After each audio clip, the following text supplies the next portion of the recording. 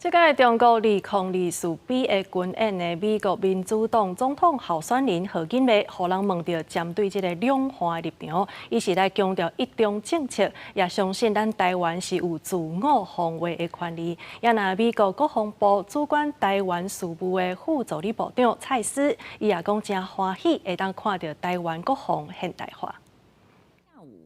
习近平在厦门听取福建省委和省政府工作汇报。中军联合利剑2024比军演结束期间，中国国家主席习近平到甲台湾一海之嘅福建省东山岛巡视，引起关注。美国民主党总统候选人何锦丽佮被问到对中国武力侵台立场时阵，伊佮表示一中政策，佮相信台湾自我防卫权利。AIT 处长郭立言是讲。 罗总统国庆演讲当中讲到，促进两岸对话，为韩北京用军演来回应。美国国防部主管台湾事务副助理部长蔡斯指出，乐见台湾国防现代化，也继续支持咱得到无对称战略。While we believe that conflict with the PRC is neither imminent nor inevitable, Taiwan must be able to deter, degrade, and delay potential Chinese aggression. We support Taiwan's military in its efforts to acquire asymmetric capabilities that are low cost, mobile, distributed, resilient, and lethal. Asymmetric capabilities must also be complemented by corresponding modern defense concepts through which Taiwan's forces can effectively conduct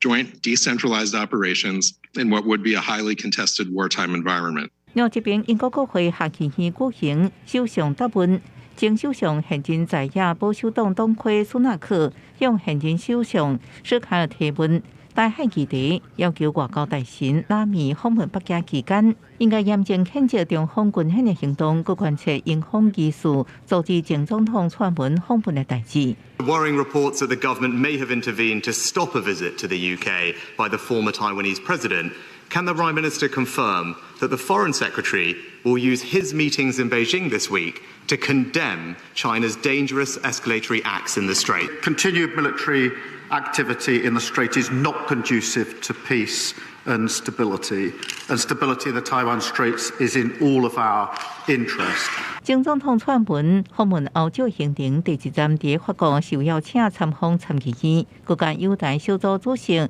勒莫亨甲两县将近30个跨党派议员斗阵食中昼，创下任元首的纪录。8月2023年访问台湾的前友台小组主席理查会后表示，就算捌受到中共劝阻，暗过会见蔡英文的快乐超过一切，展现力挺台湾的态度。记者综合报道。